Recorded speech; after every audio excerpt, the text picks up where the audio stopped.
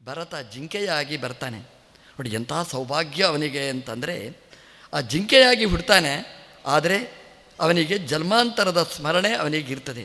ನಾನು ಭರತನಾಗಿದ್ದೆ, ನನಗೆ ಜಿಂಕೆ ಗಂಟು ಬಿತ್ತು, ಜಿಂಕೆಗೆ ನಾನು ಸ್ಪಂದಿಸಿದೆ, ನಾನು ಜಿಂಕೆಯಾಗಿ ಹುಟ್ಟಿದ್ದೇನೆ, ಹಾಗಾಗಿ ಮುಂದಿನ ಜನ್ಮ ನಂದು ಸರಿಯಾಗಿರಬೇಕು ಅನ್ನುವ ಕಾಳಜಿ ಇತ್ತು. ಹಾಗಾಗಿ ಜಿಂಕೆ ಒಂದು ನೀಚ ಯೋನಿಯಲ್ಲಿ ಹುಟ್ಟಿದರೂ ಕೂಡ ಎಷ್ಟು ವಿವೇಕ ಅಂತಂದರೆ, ಅಪ್ಪ ಅಮ್ಮ ಬಂದರೆ ಭಯ ಓಡಿ ಹೋಗ್ತಿತ್ತು. ಯಾಕೆಂದರೆ ಅಪ್ಪ ಅಮ್ಮನ ವ್ಯಾಮೋಹನೂ ಬೇಡ ಅಂತ ದೂರ ಸರಿದು ನಿಂತು ಆ ನದಿ ತೀರದಲ್ಲೇ ಗಂಡಕಿ ನದಿಯ ನೀರು ಕುಡಿಬೇಕು, ಗಂಡಕಿಯ ಶಾಲಿಗ್ರಾಮವನ್ನು ನೋಡಬೇಕು, ಅಷ್ಟರಲ್ಲೇ ತೃಪ್ತಿ ಪಡ್ತಿತ್ತು. ಜನ್ಮಾಂತರದ ಸ್ಮರಣೆ ಇತ್ತು. ಭಾಗವತ ನಮಗಿದನ್ನು ತಿಳಿಸಿಕೊಡ್ತದೆ. ಶರೀರ ಬೇರೆ, ಆತ್ಮ ಬೇರೆ. ಇದು ವೇದಾಂತದ ಬೇಸಿಕ್ ಕ್ಲಾಸ್. ಇದು ಶರೀರ ಬೇರೆ, ಆತ್ಮ ಬೇರೆ. ಇವತ್ತು ನಮ್ಮ ಜೀವನದಲ್ಲಿ ಶರೀರ ಬೇರೆ, ಆತ್ಮ ಬೇರೆ ಅಂತಿಲ್ಲ. ಅದು ಹೇಗೆ ಅಂದರೆ, ಅಂಗಿ ಬೇರೆ, ನಾನು ಬೇರೆ. ನೋಡಿ, ನಾನು ಹಾಕುವ ಶರ್ಟ್ ಬೇರೆ, ನಾನು ಉಡುವ ಬಟ್ಟೆ ಬೇರೆ, ನಾನು ಬೇರೆ. ಅದೇ ರೀತಿ ಈ ಶರೀರ ಎಂಬುದೊಂದು ಅಂಗಿ. ವಾಸಾಂಸಿ ಜೀರ್ಣಾನಿ ಯಥಾ ವಿಹಾಯ ಅಂತ ದೇವರು ಹೇಳ್ತಾನೆ. ವಸ್ತ್ರ ಇದು, ಇದನ್ನು ಹಾಕಬಹುದು, ತೆಗಿಬಹುದು. ಹೇಗೆ ನಾವು ಅಂಗಿ ಹಾಕ್ತೇವೆ, ಅಂಗಿ ತೆಗೀತೇವೆ, ಹಾಗೆ ಈ ಶರೀರವನ್ನು ಹಾಕಲೂಬಹುದು, ತೆಗೀಲೂಬಹುದು. ನೋಡಿ, ಭರತನಾಗಿದ್ದ, ಆ ಅಂಗಿ ತೆಗೆದ, ಅವನು ಜಿಂಕೆಯಾದ, ಜಿಂಕೆಯ ಶರ್ಟ್ ಹಾಕ್ಕೊಂಡ. ಮತ್ತೆ ಆ ಜಿಂಕೆ ಸಾಯ್ತದೆ. ಸತ್ತಾಗ ಒಂದು ಬ್ರಾಹ್ಮಣನ ಜನ್ಮದಲ್ಲಿ ಅದು ಹುಡ್ತದೆ, ಜಡಭರತ ಅಂತ ಕರೀತಾರೆ. ನೋಡಿ, ಅಂಗಿ ಚೇಂಜ್ ಆಯಿತು. ಹೀಗೆ ಹುಟ್ಟು ಸಾವು ಅಂತಂದರೆ ಅಂಗಿ ಚೇಂಜ್ ಮಾಡೋದಷ್ಟೇ. ಈ ಆತ್ಮ ಒಂದೇ ಇರ್ತಾನೆ, ದೇಹ ಮಾತ್ರ ಬದಲಾವಣೆ ಆಗ್ತಾ ಇರ್ತದೆ. ಇದು ವೇದಾಂತದ ಬೇಸಿಕ್ ಕ್ಲಾಸ್. ಅಂದರೆ ನಾನು ಬೇರೆ, ಈ ಶರೀರ ಬೇರೆ ಅನ್ನುವ ಎಚ್ಚರ ನಮ್ಮಲ್ಲಿ ಇದ್ದರೆ ನಾವು ಕೆಟ್ಟ ಕೆಲಸ ಮಾಡಲಿಕ್ಕೆ ಹೋಗುವುದಿಲ್ಲ. ನೋಡಿ, ಒಂದು ವೇಳೆ ನಮಗೆ ಜನ್ಮಾಂತರದ ಕತೆ ನಮಗೆ ನೆನಪಿದ್ದಿದ್ದರೆ, ನಾನು ಯಾರು ಅಂತ ಗೊತ್ತಿದ್ದರೆ ನಾವು ಕೆಟ್ಟ ಕೆಲಸ ಮಾಡ್ತಿರಲಿಲ್ಲ. ನಾನು ಯಾಕೆ ಹೀಗಾದೆ ಅನ್ನೋದಕ್ಕೆ ಜನ್ಮಾಂತರದ ಕತೆ ನಮಗೆ ನೆನಪಿರಬೇಕು. ಪ್ರಾಯಶಃ ದೇವರು ಅದನ್ನು ಮರೆತು ಹೋಗುವಾಗೆ ಮಾಡಿದ್ದಾನೆ. ಹಾಗಾಗಿ ನಾನು ಅಂದರೆ ನಾನೇ, ಈ ಶರೀರವೇ ನಾನು ಅಂತ ಭ್ರಮಿಸಿರ್ತೇವೆ. ಅದನ್ನು ಭಾಗವತ ಅಲ್ಲಗಳೀತಾ ಭರತನಾಗ್ತಾನೆ, ಮುಂದಿನ ಜನ್ಮದಲ್ಲಿ ಜಿಂಕೆಯಾಗ್ತಾನೆ. ಅದರ ನೆಕ್ಸ್ಟ್ ಜನ್ಮದಲ್ಲಿ ಒಬ್ಬ ಶ್ರೋತ್ರಿಯ ಬ್ರಾಹ್ಮಣ, ಯಾಜ್ಞಿಕ ಬ್ರಾಹ್ಮಣನ ಮಗನಾಗಿ ಬರ್ತಾನೆ. ಜಡಭರತ ಅಂತಲೇ ಅವನನ್ನು ಕರೀತಾರೆ. ಆದರೆ ಭರತ ಅವನ ಹೆಸರು ಏನು ಅಂದರೆ ಭಾಗವತ ಹೇಳುವುದಿಲ್ಲ. ಭರತ ಅಂತಲೇ ಕರೀತಾರೆ. ಅಂದರೆ ಜನ್ಮಾಂತರದಲ್ಲಿ ಭರತನಾಗಿದ್ದ, ಭರತ ಅಂತ ಕರೀತಾರೆ. ಅವನು ಜಡ.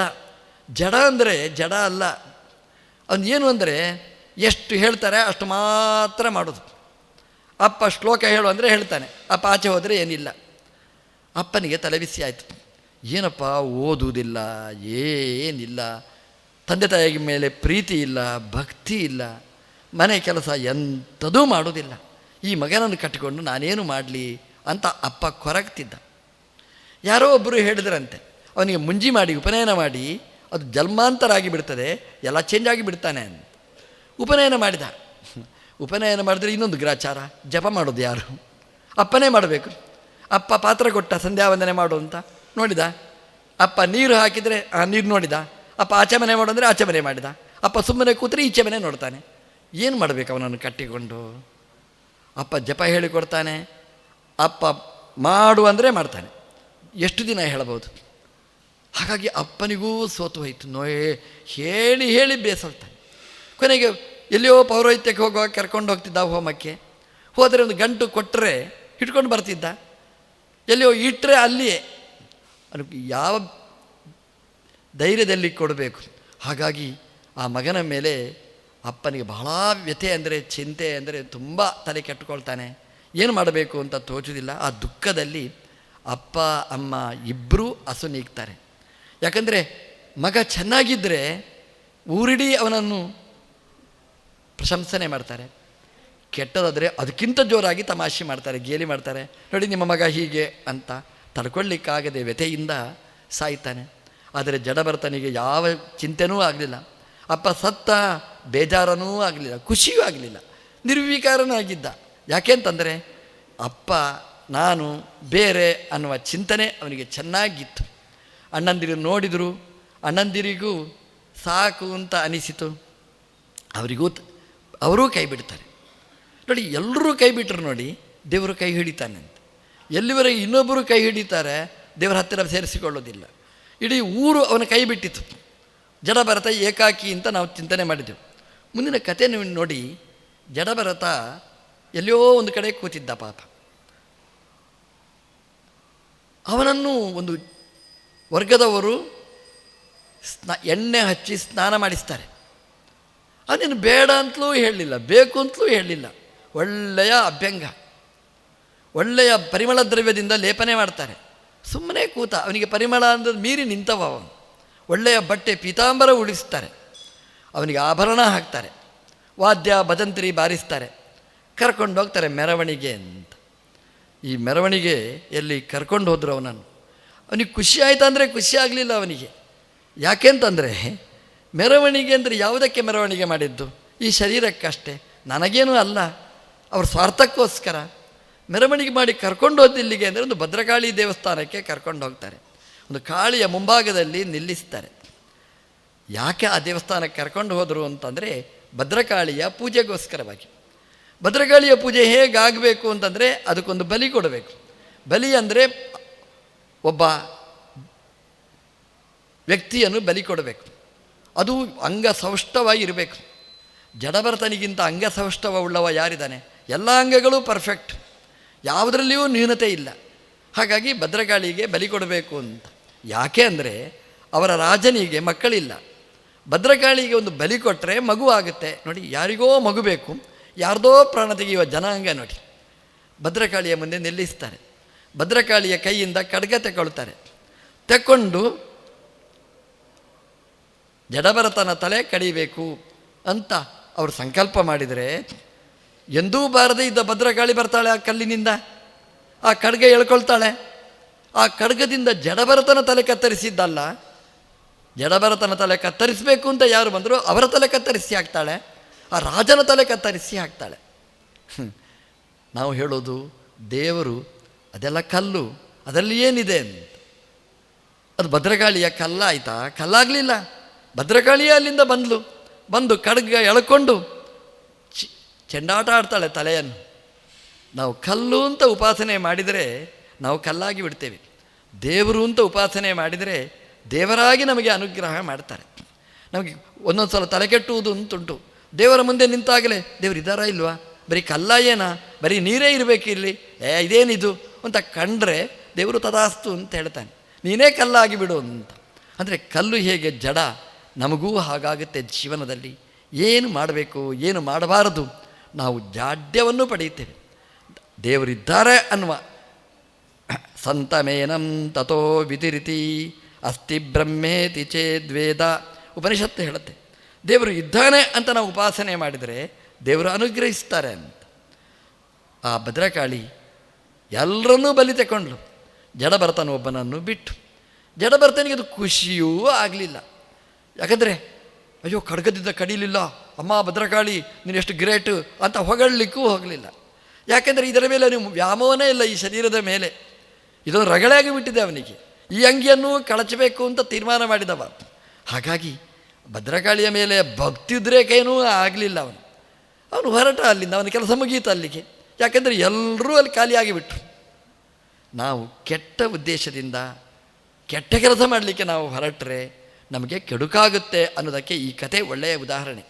ಒಬ್ಬ ಸಾತ್ವಿಕನಾದ ಸಾಧುಗುಣ ಸಂಪನ್ನನಾದಂತಹ ಜಡಭರತ ಅವನನ್ನು ಬಲಿ ಕೊಡಬೇಕು ಅಂತ ಹೊರಟ್ರಲ್ಲ, ದೇವರು ಆ ಬಲಿ ತಗೊಳ್ಳುವವರನ್ನೇ ಬಲಿ ತಗೊಂಡ ಅಂತ ಭಾಗವತ ಉಲ್ಲೇಖ ಮಾಡುವುದರ ಮೂಲಕ ಒಳ್ಳೆಯವರಿಗೆ ನಾವು ಕೆಟ್ಟದು ಮಾಡಿದರೆ ನಮಗೆ ಒಳ್ಳೆಯದಾಗುವುದಿಲ್ಲ. ನಾಸತೋ ವಿದ್ಯತೆ ಭಾವಃ ನಾಭಾವೋ ವಿದ್ಯತೆ ಸತಃ. ಒಳ್ಳೆಯದು ಮಾಡಿದವನಿಗೆ ಕೆಟ್ಟದಾಗುವುದಿಲ್ಲ, ಕೆಟ್ಟದು ಮಾಡಿದವನಿಗೆ ಒಳ್ಳೆಯದಾಗುವುದಿಲ್ಲ ಅನ್ನುವ ಸಂದೇಶ ಭಾಗವತ ನಮಗೆ ನೀಡ್ತಾ ಇದೆ. ಜಡಭರತರು ಬಂದರೆ ಇಕ್ಷುಮತಿ ಅಂತ ಒಂದು ನದಿ, ಆ ನದಿ ತೀರದಲ್ಲಿ ಹೋಗ್ತಾ ಇದ್ದಾರೆ. ಅವ್ರಿಗೆ ಗುರಿ ಇಲ್ಲ, ಎಲ್ಲಿ ಹೋಗಬೇಕು ಅಂತೇನಿಲ್ಲ, ಇಷ್ಟು ಹೊತ್ತಿಗೆ ಹೋಗಬೇಕು ಅದೂ ಇಲ್ಲ ಅವರಿಗೆ. ಹೋಗ್ತಾ ಇದ್ದಾರೆ. ನೋಡಿ, ದೇವರೇ ಡ್ರೈವಿಂಗ್ ಮಾಡೋದು. ಹಾಗಾಗಿ ಭಗವಂತನ ಪ್ರೇರಣೆ ಪ್ರಕಾರ ಹೋಗ್ತಾ ಇರ್ತಾರೆ. ನಮ್ಮದೆಲ್ಲ ಸ್ವಂತಿಗೆ ಇರ್ತದೆ. ಹಾಗಾಗಿ ಯಾವುದೂ ನಡೆಯುವುದಿಲ್ಲ. ಜಡಭರತರು ಭಗವಂತನ ಆಜ್ಞೆಯ ಪ್ರಕಾರ ಹೋಗ್ತಾ ಇದ್ದರೆ ಅಲ್ಲಿ ಒಬ್ಬ ರಾಜ, ರಘುಗಣ ಅಂತ ಒಬ್ಬ ರಾಜ, ಅವನು ಕಪಿಲರ ಆಶ್ರಮಕ್ಕೆ ಹೋಗ್ತಾ ಇದ್ದ. ಮೇನೆಯಲ್ಲಿ ಹೋಗ್ತಾ ಇದ್ದಾನೆ. ಅವತ್ತಿನ ಕಾಲ ಅಂದರೆ ಹಾಗೆ ರಾಜನನ್ನು ಪಲ್ಲಕ್ಕಿಯಲ್ಲಿ ಮೇನೆಯಲ್ಲಿ ಹೊತ್ತುಕೊಂಡು ಹೋಗುವಂತಹ ಕ್ರಮ. ಮೇನೆಯಲ್ಲಿ ಕರ್ಕೊಂಡು ಹೋಗ್ತಿದ್ರು. ಆ ಮೇನೆಯನ್ನು ಹೊರುವವ ಒಬ್ಬ ಕಡಿಮೆ ಆಗಿದ್ದ. ಹಾಗಾಗಿ ಜನ ಬೇಕಾಗಿತ್ತು. ಆ ಬೋವಿಯರು ಹುಡುಕಿದರು, ಈ ಪಲ್ಲಕ್ಕಿ ಹೊರಲಿಕ್ಕೆ ಯಾರಿದ್ದಾರೆ ಅಂತ. ಅವರಿಗೆ ಜಡಭರತನನ್ನು ನೋಡಿದರೆ ತುಂಬ ಖುಷಿಯಾಯಿತು. ದಷ್ಟಪುಷ್ಟನಾಗಿದ್ದಾನೆ, ಒಳ್ಳೆಯ ಪ್ರಬಲನಾದಂತಹ ವ್ಯಕ್ತಿತ್ವ, ಒಳ್ಳೆಯ ದಾರ್ಢ್ಯ ಸಂಪನ್ನವಾದ ದೇಹ. ಹಾಗಾಗಿ ಇವನನ್ನು ನಾವು ಪಲ್ಲಕ್ಕಿಗೆ ಹೆಗಲು ಕೊಡುವಾಗೆ ಕೇಳೋಣ ಅಂತ ಕೇಳ್ತಾರೆ. ಆಯಿತು ಅಂತ ಹೇಳಿದ. ಅವನಿಗೆ ಏನು ಬೇಕು ಬೇಡ, ನಮ್ಮದಾದರೆ ಎಷ್ಟು ಕೊಡ್ತಿ, ಎಷ್ಟು ಹೊತ್ತು, ನಮ್ಮದೆಲ್ಲ ತಕರಾರೆಲ್ಲ ಇರ್ತದೆ. ಕೇಳಲೇ ಇಲ್ಲ ಅವನು. ಅವನಿಗೆ ಬೇಕಾಗಿಲ್ಲ, ಎಂಥದೂ ಬೇಕಾಗಿಲ್ಲ. ಪಲ್ಲಕ್ಕಿ ಹೊರಬೇಕು ಅಂತ ಹೇಳ್ತಾರೆ. ಆಗಲಿ ಅಂತ ತನ್ನ ಹೆಗಲನ್ನು ಕೊಡ್ತಾನೆ. ಹೆಗಲು ಕೊಟ್ಟರೆ ಅಲ್ಲಿವರೆಗೆ ಪಲ್ಲಕ್ಕಿ ಆರಾಮವಾಗಿ ಹೋಗ್ತಾ ಇತ್ತು. ಯಾವಾಗ ಜಡಭರತ ಹೆಗಲು ಕೊಟ್ಟ, ಪಲ್ಲಕ್ಕಿ ಅಲ್ಲಾಡಲಿಕ್ಕೆ ಪ್ರಾರಂಭ ಆಯಿತು. ರಾಜನ ಪಲ್ಲಕ್ಕಿ ಅಲ್ಲಾಡಿಸಬೇಕಾದ್ರೆ ಎಂತಹ ತಾಕತ್ತಿರಬೇಕು ಅಂತ ಆಲೋಚನೆ ಮಾಡಿ. ಒಳಗೆ ಕೂತ ಕಪಿಲ ಆಶ್ರಮಕ್ಕೆ ಹೋಗುವ ರಹುಗಣ ಪಲ್ಲಕ್ಕಿಯಲ್ಲಿ ಅಲ್ಲಾಡಿದ. ಪಲ್ಲಕ್ಕಿ ಅಲ್ಲಾಡುವಾಗ ಅದರಲ್ಲಿ ಕೂತವ ಅಲ್ಲಾಡಬೇಕು. ಅವನು ರಹುಗಣ ಅಲ್ಲಾಡಿದ. ಸಿಟ್ಟುವಂತವನಿಗೆ ಆಕ್ಷೇಪ ಮಾಡ್ತಾನೆ, ಅದೇನು ಪಲ್ಲಕ್ಕಿ ಅಲ್ಲಾಡ್ತದೆ ಅಂತ. ನಾನಲ್ಲ ಅಂತ ಎಲ್ಲ ಹೇಳಿದರು. ನಾನಲ್ಲ ಅಂದರೆ ಮತ್ತೆ ಯಾರು ಅಂತ. ಈ ಹೊಸಬ ಬಂದಿದ್ದಾನೆ ಜಡಭರತ, ಅವನ ಅವ್ಯವಸ್ಥೆ ಅಂತ. ಏನು ಮಾಡಿದ ಅವನು ಸರಿಯಾಗಿ ಹೊತ್ಕೊಂಡು ಹೋಗುವುದಿಲ್ಲ ಅಂತ. ಅವನ ಸಮಸ್ಯೆ ಏನಾಗಿತ್ತು ಅಂತಂದರೆ, ಜಡಭರತ ಒಂದೇ ಕಾಲಲ್ಲಿ ನಿಂತು ಹೋಗ್ತಾ ಇದ್ದಾನೆ. ಒಂದೇ ಕಾಲಲ್ಲಿ ಯಾಕೆ ಅಂತಂದರೆ, ಒಂದು ಕಾಲು ಎತ್ತಿ ಇನ್ನೊಂದು ಕಾಲು ಇಡಬೇಕಲ್ವ, ಎಲ್ಲಿ ಇಡುವುದು ಅಂತ ಪ್ರಶ್ನೆ. ಅದೇನು ಸಮಸ್ಯೆ.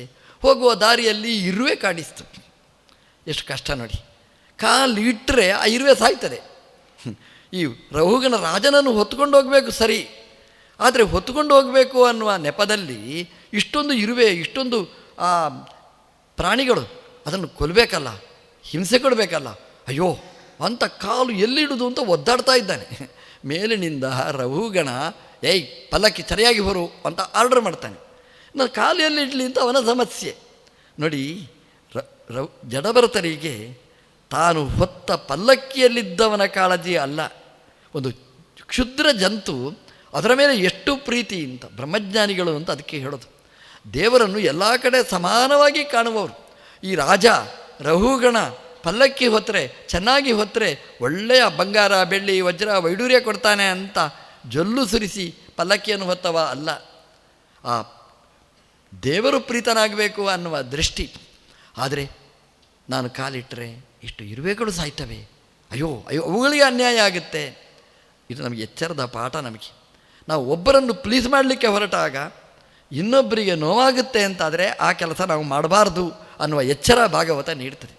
ನಾವು ಯಾರನ್ನೋ ವೈಭವೀಕರಿಸಬೇಕು ಅಂತ ನಾವು ಹೊರಡುತ್ತೇವೆ. ನಾವು ಅದರ ನೆಪದಲ್ಲಿ 10 ಮಂದಿಗೆ ಅನ್ಯಾಯ ಆಗುತ್ತೆ ಅನ್ನೋದನ್ನು ನಾವು ಮರೆಯಬಾರದು. ಹಾಗಾಗಿ ಯಾರಿಂದಲೂ ನಮಗೆ ಹಿಂಸೆ, ನಮ್ಮಿಂದ ಹಿಂಸೆ ನಡೆಯಬಾರದು ಅನ್ನೋದನ್ನು ಭಾಗವತ ನಮಗೆ ಜಡಭರತರ ಕಥೆಯಿಂದ ನಮಗೆ ಮಾರ್ಗದರ್ಶನ ಮಾಡಿದೆ. ಅವನಿಗೆ ರಹುಗಣ ಮುಖ್ಯ ಆಗಲಿಲ್ಲ, ಅಲ್ಲಿ 100 ಕ್ಷುದ್ರ ಜಂತುಗಳು ಅವನಿಗೆ ಮುಖ್ಯವಾಯಿತು. ಪಾಪದ ಪ್ರಾಣಿಗಳು ಬದುಕಬೇಕು ಅನ್ನುವಂತಹದ್ದು ಅವನ ಚಿಂತನೆ ಆಗಿತ್ತು. ಯಾಕೆಂದರೆ ಅದರ ಒಳಗೂ ನಮ್ಮ ಸ್ವಾಮಿ ಇದ್ದಾನೆ ಅನ್ನುವ ಚಿಂತನೆ ಅದು. ಅದಕ್ಕೆ ನೋವಾದರೆ ದೇವರ ಅಪರಾಧದಲ್ಲಿ ಸೇರ್ತದೆ ಅಂತ ಚಿಂತನೆ. ರಹುಗಣ ಕೋಪ ಬಂತು. ಹೌದು ನೋಡಿ, ಆ ಜಾಗದಲ್ಲಿ ನಾವಿದ್ದರೆ ಹೇಗಾಗ್ತದೆ ನೋಡಿ. ಒಂದು ಗಾಡಿಯಲ್ಲಿ ಹೋಗ್ತಾ ಇರ್ತೇವೆ, ಆ ಡ್ರೈವರ್ ಯದ್ವಾ ತದ್ವಾ ರ್ಯಾಶ್ ಡ್ರೈವಿಂಗ್ ಮಾಡಿದ್ರೆ ಅಂತ ಆದರೆ ಎಷ್ಟು ಕೋಪ ಬರುತ್ತೆ, ಎಷ್ಟು ಬೈತೇವೆ ನಾವು. ಪಾಪ ಅವನ ಸ್ಥಿತಿ ನಮಗೆ ಗೊತ್ತಿಲ್ಲ, ಅದು ಅವನ ದೋಷ ಅಲ್ಲ, ರಸ್ತೆಯ ದೋಷ ಅದು. ರಸ್ತೆಯಲ್ಲಿ ಹೊಂಡ ಇದೆ, ಒಂದು ಹೊಂಡ ತಪ್ಪಿಸಬೇಕು ಅಂತ ಹೊರಟ್ರೆ ಇನ್ನೆರಡು ಹೊಂಡದಕ್ಕೆ ಹಾಕಬೇಕಾಗುತ್ತೆ. ಅದನ್ನು ತಪ್ಪಿಸಲಿಕ್ಕೆ ಹೊರಟ್ರೆ ಮತ್ತೆ 3 ಹೊಂಡಗಳು ಸಿಗ್ತವೆ. ಹಾಗಾಗಿ ಯದ್ವಾ ತದ್ವಾ ಆಗ್ತದೆ ಗಾಡಿ. ನಾವು ಡ್ರೈವರನ್ನು ಬೈದರೆ ಹೇಗೆ? ಅವನಿಗೆ ಮುಖ್ಯ ಆ ಡ್ರೈವಿಂಗ್ ಮಾಡುವಾಗ ಆ ಹೊಂಡವನ್ನು ತಪ್ಪಿಸಬೇಕು ಅಂತ ಇರ್ತದೆ. ಆದರೆ ಕೂತವರಿಗೆ ಓನರಿಗೆ ತೊಂದರೆ ಆಗುತ್ತೆ ಅಂತ ಗೊತ್ತವನಿಗೆ ಏನು ಮಾಡಲಿಕ್ಕೆ ಸಾಧ್ಯ? ಡ್ರೈವರಿಗೆ ಬೈದರೆ ಆಗುತ್ತಾ? ಡ್ರೈವರಿಗೆ ಅಲ್ಲ, ರಸ್ತೆ ಮಾಡಿದವರಿಗೆ ಬೈಬೇಕು. ರಸ್ತೆ ರಿಪೇರಿ ಮಾಡದಿದ್ದವರಿಗೆ ಆಕ್ಷೇಪ ಮಾಡಬೇಕು ಹೊರತು ಡ್ರೈವರಿಗೆ ಬೈದರೆ ಹೇಗೆ? ರಹುಗಣ ಅವನ ಸ್ಥಿತಿ ಹಾಗಿತ್ತು. ಸುಸ್ತಾಗಿ ಹೋದ. ಪಲ್ಲಕ್ಕಿ ಅಲ್ಲಾಡ್ತಾ ಇದೆ. ಜೋರು ಮಾಡಿದಷ್ಟು ಪಲ್ಲಕ್ಕಿ ಜೋರಲ್ಲಾಡಲಿಕ್ಕೆ ಪ್ರಾರಂಭ ಆಯಿತು. ಪಾಪ ಅವನ ಸೊಂಟ ಮುರಿದು ಹೋಯಿತು, ಬೆನ್ನು ಶೂಲಿ ಪ್ರಾರಂಭ ಆಯಿತು. ಬೈತಾನೆ ಜೋರು ಉಚ್ಚ ಸ್ವರದಲ್ಲಿ, ಪಲ್ಲಕ್ಕಿ ನಿಲ್ಲಿಸು ಅಂತ ಹೇಳ್ತಾನೆ. ಪಲ್ಲಕ್ಕಿ ನಿಲ್ಲಿಸ್ತಾನೆ, ಪಲ್ಲಕ್ಕಿಯಿಂದ ಇಳಿತಾನೆ, ನೋಡ್ತಾನೆ. ಅವನ ಹೆಗಲಲ್ಲಿ ಯಜ್ಞೋಪವೀತವನ್ನು ನೋಡಿದ, ಬ್ರಹ್ಮಸೂತ್ರವನ್ನು ನೋಡಿದ, ಸಾಷ್ಟಾಂಗ ಪ್ರಣಾಮ ಮಾಡಿದ ರಾಜ ಅಂತ ಭಾಗವತ ಹೇಳುತ್ತೆ. ಸೂತ್ರಂಬಿವರ್ಷಿ ಅಂತ ಭಾಗವತ ಹೇಳುತ್ತೆ. ನೀನು ಸೂತ್ರವನ್ನು ಧಾರಣೆ ಮಾಡಿದ್ದಿ ಅಂತ. ಆ ಬ್ರಹ್ಮಜ್ಞಾನಿಗಳ ಹೆಗಲಲ್ಲಿರ್ತಕ್ಕಂಥ ಆ ಸೂತ್ರ, ಬ್ರಹ್ಮಸೂತ್ರ, ಬ್ರಹ್ಮಯಜ್ಞೋಪವೀತ, ಅದಕ್ಕೆ ಗೌರವ ಸಲ್ಲಿಸಿದ ಅಂತೆ. ಯಾಕೆ ಅಂತಂದರೆ ಅದು ಯಜ್ಞೋಪವೀತ ಅಲ್ಲ, ಅದು ಯಜ್ಞನಾಮಕನಾದ ಭಗವಂತನ ವಾಸಸ್ಥಾನ. ಹಾಗಾಗಿ ದೇವರಿದ್ದಾನೆ ಅಲ್ಲಿ, ನಾನು ಬೈದೆ, ಅನ್ಯಾಯ ಆಯಿತು ಅಂತ ಸಾಷ್ಟಾಂಗ ಪ್ರಣಾಮ ಮಾಡಿದ. ನೋಡಿ, ರಾಜರು ಹೇಗಿರ್ತಾರೆ ಅನ್ನೋದನ್ನು ನಾವು ನೋಡಬೇಕು. ರಾಜ ತನಗೆ ತೊಂದರೆ ಮಾಡಿದವರಿಗೆಲ್ಲ ಶಿಕ್ಷೆ ಕೊಡುವವನಾಗಿದ್ದರೆ ಜಡಭರತನಿಗೆ ಶಿಕ್ಷೆ ಕೊಡಬೇಕಿತ್ತು. ನಮಸ್ಕಾರ ಮಾಡಿದ ಅಂತ ಭಾಗವತ ಹೇಳಿದೆ. ಅವನು ಹೇಳ್ತಾನೆ, ನನಗೆ ಯಾವುದರಿಂದಲೂ ಭಯ ಇಲ್ಲ ನನಗೆ. ಅವ ಹೇಳ್ತಾನೆ, ನನಗೆ ನಾ ತ್ರಕ್ಷಶೂಲಾತ್, ರುದ್ರದೇವರ ತ್ರಿಶೂಲದಿಂದಲೂ ನನಗೆ ಭಯ ಇಲ್ಲ. ನಾ ಯಮದಂಡಾತ್, ಯಮದೇವರ ದಂಡದಿಂದ ಭಯ ಇಲ್ಲ. ನನಗೆ ಭಯ ಒಂದೇ, ಭಗವಂತನ ಜ್ಞಾನಿಗಳ ಅಪರಾಧದಿಂದ ನಾನು ಭಯಪಡ್ತಾ ಇದ್ದೇನೆ. ಅವು ಬ್ರಹ್ಮಜ್ಞಾನಿಗಳು, ನನ್ನಿಂದ ಅನ್ಯಾಯ ಆಯಿತು, ಕ್ಷಮಿಸಿ ಅಂತ ಸಾಷ್ಟಾಂಗ ಪ್ರಣಾಮ ಮಾಡ್ತಾನೆ. ನೋಡಿ, ಜಡಭರತರು ಪಲ್ಲಕ್ಕಿಗೆ ಹೆಗಲು ಕೊಟ್ಟರು. ಯಾಕೆ ಹೆಗಲು ಕೊಟ್ಟರು ಅಂತಂದರೆ, ಪಲ್ಲಕ್ಕಿಯಲ್ಲಿ ಮೆರೀಬೇಕು ಅಂತಲ್ಲ, ಪಲ್ಲಕ್ಕಿಯಿಂದ ಇಳಿಸಬೇಕು ಅಂತ ಹೆಗಲು ಕೊಟ್ಟರು. ಪಲ್ಲಕ್ಕಿಯಲ್ಲಿ ಮೆರವಣಿಗೆಯಲ್ಲಿ ಹೋಗುವುದಲ್ಲ, ಕಪಿಲಾಶ್ರಮಕ್ಕೆ ಹೋಗುವಾಗ ಕೆಳಗಿಳಿದು ಹೋಗಬೇಕಾದ್ದು, ನಡ್ಕೊಂಡು ಹೋಗಬೇಕಾದ್ದು. ಈ ತೀರ್ಥಯಾತ್ರೆಯನ್ನು ಮಾಡುವಾಗ ನಗ್ನಪಾದರಾಗಿ, ಅಂದರೆ ಬರೀ ಕಾಲಲ್ಲಿ ಹೋಗಬೇಕು ಅಂತ ಶಾಸ್ತ್ರ ಹೇಳುತ್ತೆ. ಯಾತ್ರೆ ಮಾಡುವಾಗ, ದೇವಸ್ಥಾನಕ್ಕೆ ಹೋಗುವಾಗ ಬರಿಗಾಲಲ್ಲಿ ನಡಿಬೇಕು ಅಂತ ಹೇಳುತ್ತೆ. ಇವು ಮೇನೆಯಲ್ಲಿ ಮೆರೆದು ಹೋಗ್ತಾ ಇದ್ದು ಎಷ್ಟು ಅನ್ಯಾಯ, ತಪ್ಪಿದು, ಇಳಿ ಅಂತ ಅವನನ್ನು ಇಳಿಸಿದ. ಇದು ಬೇಕಾಗಿತ್ತು ಜಡಭರತರಿಗೆ. ಇಡೀ ಪ್ರಪಂಚವನ್ನು ಮರೆತಂತಹ ಜಡಭರತರಿಗೆ ರಹುಗಣ ಮುಖ್ಯ ಆಗಿ ಬಿಡ್ತಾನೆ. ಜಡಭರತರು ಅಪ್ಪ ಅಮ್ಮನ ಬಗ್ಗೆ ಕಾಳಜಿ ವಹಿಸಲಿಲ್ಲ, ರಹುಗಣನ ಬಗ್ಗೆ ಕಾಳಜಿ ವಹಿಸಿದರು. ಅವನನ್ನು ಪಲ್ಲಕ್ಕಿಯನ್ನು ಹೊತ್ತರು, ಪಲ್ಲಕ್ಕಿಯಿಂದ ಇಳಿಸಿದರು.